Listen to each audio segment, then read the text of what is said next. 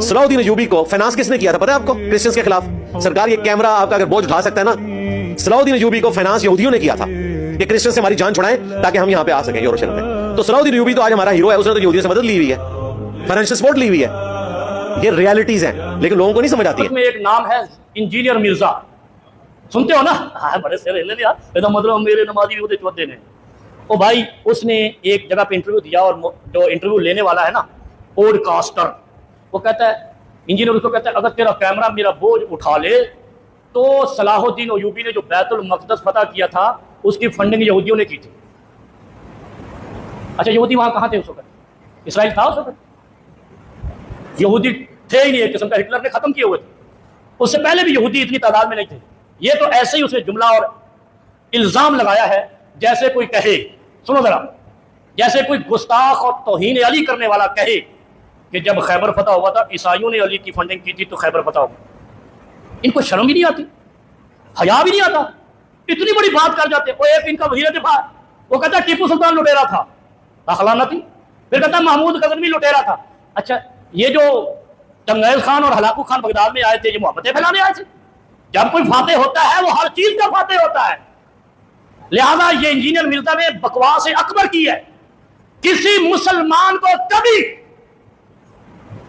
کسی جرنیل کو کبھی، مسلمانوں کے جرنیل کو یہودی اور عیسائی فنڈنگ نہیں کر سکتے۔ لہذا اس نے یہ کیوں کہا ہے سنیے ذرا، کتنی نازک ترین اسلام کے نازک اعضاء پہ چوٹ لگائی ہے اس ظالم نے۔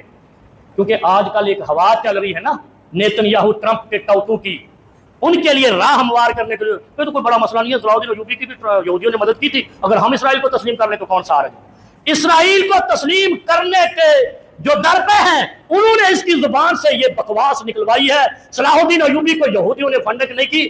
دلیل بھی اس نے کوئی نہیں دی، ہم کیا بات کریں اس میں؟ یا تو کہتے ہیں نا فلاں کتاب میں آیا ہے، تاریخ ابن خلدون میں آیا ہے، تاریخ کی کتابوں میں کوئی دلیل نہیں، ایسے ہی چھوڑ دی۔ کس کے کہنے پہ؟ ان کے کہنے پہ جو نیتن کے ساتھ لنچ کرتے ہیں، جو ٹرمپ کے ساتھ دیر از نو فری لنچ کرتے ہیں، ان کے لیے راہ ہموار کرنے کے لیے تو یہودی ہمارے اتنے دشمن نہیں ہیں، انہوں نے تو صلاح الدین ایوبی کی فنڈنگ کی تھی۔ تو پھر علی کی فنڈنگ کس نے کی تھی؟ پھر یزید کی فنڈنگ کس نے کی تھی؟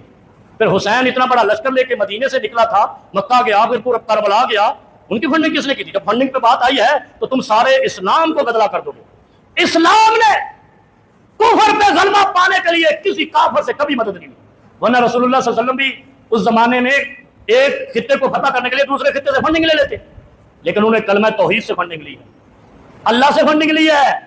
جن کے پاس کچھ بھی نہیں تھا انہوں نے توپ خانوں والوں سے لڑا ہے، 313 نے ہزاروں سے لڑا ہے، خالی ہاتھ لڑا ہے، ہاتھ کی مکے اور تھپڑ سے لڑا ہے، لیکن یہود و نصارہ سے فنڈنگ نہیں لی اسلام کے غلبے کے لیے۔